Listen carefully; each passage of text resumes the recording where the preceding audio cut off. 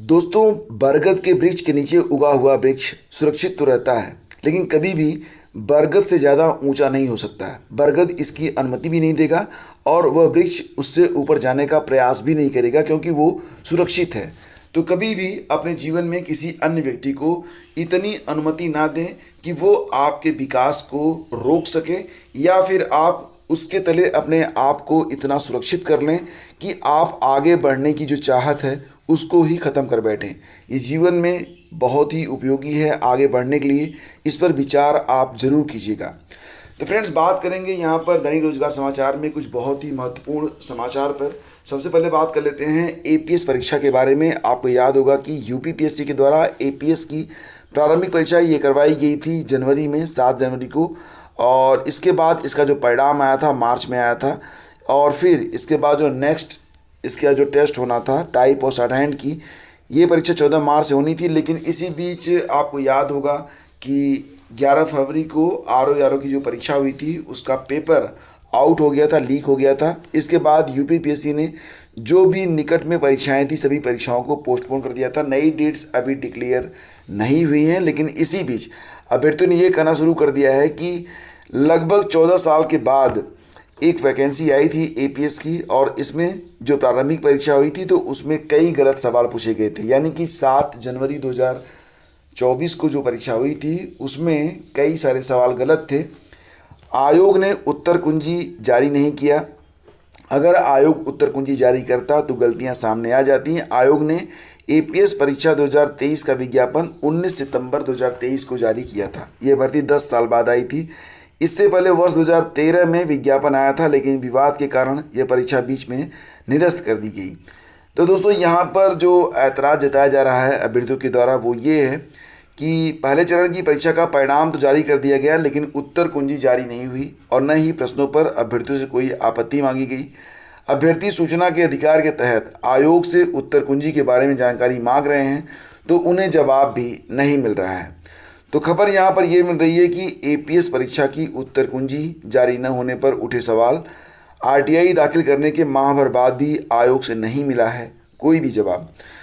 तो एक अभ्यर्थी ने 9 मार्च को आरटीआई के माध्यम से आयोग से उत्तर कुंजी के बारे में जानकारी मांगी थी। अभ्यर्थी ने आरटीआई के माध्यम से आयोग को बताया था कि परीक्षा में उसे ए सीरीज का पेपर मिला था। आयोग ने जब जानकारी उपलब्ध नहीं कराई तो अभ्यर्थी ने 9 अप्रैल को अपील दाखिल की, लेकिन अभी तक जानकारी नहीं मिली है।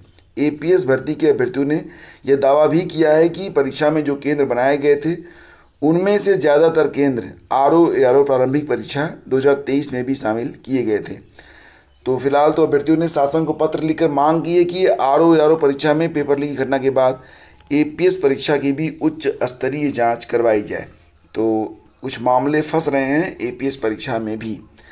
अभी फिलहाल फ्रेंड्स आगे बढ़ते हैं तो आपको बता दें कि यूजीसी नेट की डेट बदल चुकी है। परीक्षा जो कि पहले 16 जून को होनी थी, अब ये परीक्षा 18 जून को होगी। तो आपको पता ही है कि 16 जून को 2 तारीखें आपस में टकरा रही थी, यूजीसी नेट की और यूपीएससी की। तो अब यूजीसी नेट की जो एग्ज़ाम डेट है उसमें थोड़ा सा चेंज किया गया है। अब ये परीक्षा जो है मंगलवार 18 जून को करवाई जाएगी। एनटीए की ओर से नोटिफिकेशन जारी कर दिया गया है और इसे आप एनटीए की ऑफिशियल वेबसाइट पर जाकर देख सकते हैं।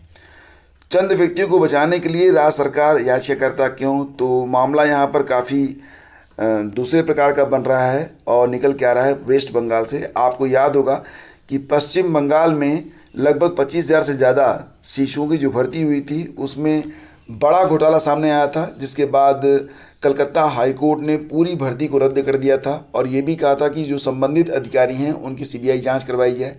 फिलहाल तो सीबीआई जांच पर सुप्रीम कोर्ट ने रोक लगा दी है कि जो यहाँ पर अधिकारियों की सीबीआई जांच होनी थी उस पर तो सुप्रीम कोर्ट ने रोक लगा दी है। लेकिन जो ये भर्ती हुई थी 25,753 शिक्षकों की, तो इसमें शिक्षक और गैर शिक्षण कर्मचारी भी शामिल थे। तो इनकी जो नियुक्तियां रद्द करने के फैसले पर रोक लगाने से फिलहाल इनकार कर दिया है। मतलब ये है कि जो ये भर्तियां रद्द हुई हैं तो वो रद्द ही रहेंगी, वो बहाल नहीं होंगी और ना ही इस पर रोक लगाया जाएगा। बस रोक इतनी सी लग गई है कि जो सीबीआई जांच होनी थी अधिकारियों के खिलाफ, फिलहाल उस पर यहाँ पर रोक लगा दी गई है। तो मुख्य न्यायाधीश जस्टिस डीवाई चंद्रचूड़, जस्टिस जेबी पारदीवाला और जस्टिस मनोज मिश्रा की पीठ राज्य संचालित और सहायता प्राप्त स्कूलों में स्कूल सेवा आयोग की ओर से की गई नियुक्तियों को रद्द करने वाले हाई कोर्ट के आदेश के खिलाफ राज्य सरकार की याचिका पर सुनवाई कर रही थी। पीठ ने कहा कि वह समझती है कि करीब 25,000 लोगों की नौकरियां छीनना गंभीर बात है, लेकिन धोखाधड़ी के लाभार्थियों की पहचान भी तो होनी चाहिए। पीठ ने पूछा कि हमें बताएं, क्या मामले को अलग किया जा सकता है। जस्टिस चंद्रचूड़ ने कहा कि जो लोग पैनल में नहीं थे उन्हें भर्ती किया गया, यह पूरी तरह से धोखाधड़ी है। हम उस निर्देश पर रोक लगाएंगे जिसमें कहा गया है कि सीबीआई राज्य सरकार के अधिकारियों के खिलाफ आगे की जांच करेगी। पीठ ने कहा कि यह मामले पर 6 मई को सुनवाई की जाएगी, मतलब नेक्स्ट हियरिंग डेट इसकी जो है वो 6 मई लगाई गई है। और यहाँ पर अगर हम बात करें तो सुप्रीम कोर्ट ने पश्चिम बंगाल सरकार से यह भी पूछा है कि संदेश खली मामले में चंद व्यक्तियों के हितों का संरक्षण करने के लिए आखिर उसे याचिकाकर्ता क्यों बनना चाहिए। तो ये एक बहुत ही अहम सवाल है किसी भी राज्य सरकार से सुप्रीम कोर्ट के द्वारा कि कुछ चंद व्यक्तियों के हितों का संरक्षण करने के लिए राज्य सरकार सामने क्यों आ रही है। जस्टिस BR गवई और जस्टिस संदीप मेहता की पीठ ने राज्य सरकार की ओर से पेश वकीलों अभिषेक मनु सिंघवी और जयदीप गुप्ता से पूछा कि यौन शोषण जैसे गंभीर अपराध में निजी पक्षों के खिलाफ जांच के आदेश से राज्य सरकार कैसे असंतुष्ट हो सकती है। वकीलों ने दलील दी कि इस मामले में सीबीआई जांच के हाईकोर्ट के आदेश में की गई कुछ टिप्पणियों से राज्य सरकार व्यथित है। ये टिप्पणियां अनुचित हैं क्योंकि राज्य सरकार ने मामले में पूरी कार्रवाई की है। इस पर पीठ ने कहा कि अगर राज्य सरकार हाईकोर्ट की टिप्पणियों से व्यथित है तो वो हाईकोर्ट जा सकती है और टिप्पणियां हटाने की मांग कर सकती है। वकीलों ने कहा कि राज्य व्यथित है, इसलिए हम आपके समक्ष उपस्थित हैं। मामले में सीबीआई की ओर से पेश सॉलिसिटर जनरल तुषार मेहता ने पूछा, राज्य को आखिर इस मामले में क्यों परेशान होना चाहिए। तो इस प्रकार की जो टिप्पणियां होती हैं वो निश्चित रूप से कुछ और भी सवाल खड़े करते हैं वेस्ट बंगाल सरकार पर। आगे बढ़ते हैं दोस्तों, चलते हैं अगली खबर पे। तो देखो यहाँ पर छूट गए 1.25 लाख एससी छात्र जो विद्यार्थी हैं उनको अगले महीने मिलेगा स्कॉलरशिप। समाज कल्याण विभाग ने दिया 3 मई तक कमियां सुधारने का मौका। तो ये एक बहुत बड़ी खबर है कि एससी के करीब 1.25 लाख छूटे विद्यार्थियों को अगले माह शुल्क भरपाई के साथ छात्रवृत्ति दी जाएगी। इन छात्रों को उनके डाटा की कमियों में सुधार के लिए 3 मई तक का समय दिया गया है। इसके बाद समाज कल्याण विभाग भुगतान की प्रक्रिया शुरू करेगा। प्रदेश में 2.5 लाख रुपए तक सालाना आमदनी वाले अनुसूचित जाति के परिवारों को छात्रवृत्ति के साथ शुल्क प्रतिपूर्ति की सुविधा मिलती है। पिछले वित्त वर्ष में 18 जनवरी तक आवेदन करने वाले एससी विद्यार्थियों को 31 मार्च तक भुगतान कर दिया गया था, लेकिन जिन विद्यार्थियों ने 19 जनवरी से 31 मार्च तक आवेदन किया है या जो डेटा में खामी के कारण योजना का लाभ नहीं पा सके थे, उनके खातों में 15 मई तक राशि भेजने की तैयारी है। समाज कल्याण विभाग का कहना है कि जिन अभ्यर्थियों के डेटा में खामी है उसे छात्रवृत्ति के पोर्टल पर प्रदर्शित कर दिया गया है। ये विद्यार्थी 3 मई तक अपने डेटा में सुधार कर लें। इसके बाद डाटा लॉक करके भुगतान की प्रक्रिया स्टार्ट की जाएगी। तो ध्यान दीजिएगा इस पर कि जो छात्रवृत्ति नहीं मिली है जिन अभ्यर्थियों को, तो वो अपना डेटा करेक्ट कर लें और उसके बाद 3 मई जो लास्ट डेट है, 3 मई के बाद फिर ये जो डेटा है वो लॉक किया जाएगा और छात्रवृत्ति शुल्क प्रतिपूर्ति के साथ साथ जारी की जाएगी। फ्रेंड्स आगे बढ़ते हैं और आपको ये खबर तो मैं पहले ही बता चुका हूँ कि एएनएम खबर जो है बिहार से है कि एएनएम के 10,709 पदों पर नियुक्ति के लिए नियम के आधार पर, यानी कि जो पुराना विज्ञापन जारी हुआ था उसी विज्ञापन के आधार पर यह भर्ती पूरी होगी। इसमें क्या हुआ था कि जो विज्ञापन जारी हुआ था तो बात कही गई थी कि जो अंक हैं उन्हीं के आधार पर भर्ती पूरी की जाएगी, लेकिन बाद में नियमों में कुछ बदलाव किया गया था और इसके बाद जो मामला था वो कोर्ट में पहुंच गया था। याचिकाकर्ताओं की तरफ से अधिवक्ता अभिनव श्रीवास्तव और रोशन ने दलील दी थी कि उक्त रिक्तियों का विज्ञापन 28 जुलाई 2022 को प्रकाशित किया गया था, जिसमें स्पष्ट था कि चयन हेतु बिहार महिला स्वास्थ्यकर्ता यानी कि एएनएम नियमावली 2018 की शर्तें लागू होंगी। इस नियमावली के तहत 100 अंकों की इस प्रतियोगिता में 60% अधिभारित अंक एएनएम की पढ़ाई के प्राप्तांक से होंगे और शेष अंक प्रैक्टिकल एवं उच्च शिक्षा पर आधारित मिलनी थी। याचिकाकर्ताओं ने चयन प्रक्रिया में भाग लिया और उपरोक्त 60% अंक के आधार पर मेरिट लिस्ट आयोग की वेबसाइट पर अपलोड भी हो चुकी है। राज्य सरकार द्वारा 29 सितंबर 2023 को नई सेवा शर्त नियमावली के तहत एएनएम के चयन के लिए बदले हुए प्राविधानों को लागू कर दिया गया।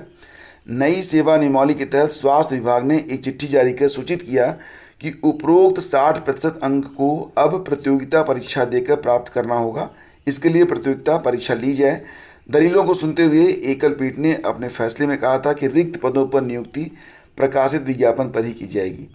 तो इस प्रकार से राज्य सरकार की अपील खारिज करते हुए खंडपीठ ने भी इस फैसले पर मुहर लगा दी है। तो ये भी एक अच्छी बात है कि अगर कोई विज्ञापन जारी होता है तो आगे मतलब उसके नियम ना बदलें, ये बेहतर होगा।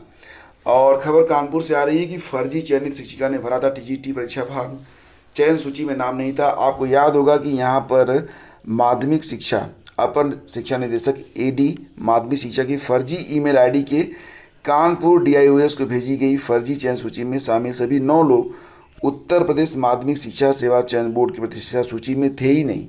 इनमें से एक शिक्षिका दीक्षा पांडे की नियुक्ति पत्र की कॉपी कानपुर के आर्य कन्या इंटर कॉलेज के प्रबंधक ने चयन बोर्ड को भेजी थी। चयन बोर्ड ने जांच में पाया कि अभ्यर्थी ने वर्ष 2021 की प्रशिक्षित स्नातक शिक्षक भर्ती परीक्षा के लिए जो फॉर्म तो भरा था, लेकिन चयन सूची में उसका नाम नहीं था। इसके बाद कानपुर के डीआईओएस ने चयन सूची में जिन 5 नामों को सत्यापन में भेजा था वह शिक्षा निदेशालय में फर्जी मिले। तो मतलब ये है कि यहाँ पर कोई भी नाम नहीं था और ये जो सूची थी पूरी तरह से फर्जी थी और एक गलत ईमेल आईडी यानी कि फेक ईमेल आईडी बनाकर ये पूरा खेल खेला गया था। इसके बारे में ऑलरेडी हम लोग बात कर चुके हैं। तो फिलहाल तो फ्रेंड्स ये थी आज की news update. Thank you so much for watching the video. और आप लोगों से कहना चाहेंगे कि अगर आप करंट अफेयर पढ़ना चाहते हैं और दैनिक रोजगार की सूचनाएं प्राप्त करना चाहते हैं, कुछ क्विजेज हैं जिसमें आप पार्टिसिपेट करके आने वाली जो शिक्षक भर्ती है, आरओ हैं या फिर यूपीपीएससी की परीक्षा है, तो इसके लिए आप लोग हमारा जो व्हाट्सएप चैनल है उसको ज्वाइन जरूर कर लें, क्योंकि व्हाट्सएप आप सभी लोग यूज करते हैं। तो व्हाट्सएप को ज्वाइन जरूर कर लें। लिंक वीडियो के डिस्क्रिप्शन और पहले कमेंट में है, तो अभी क्लिक करें और व्हाट्सएप चैनल को ज्वाइन जरूर करें। बहुत बहुत धन्यवाद। Thank you.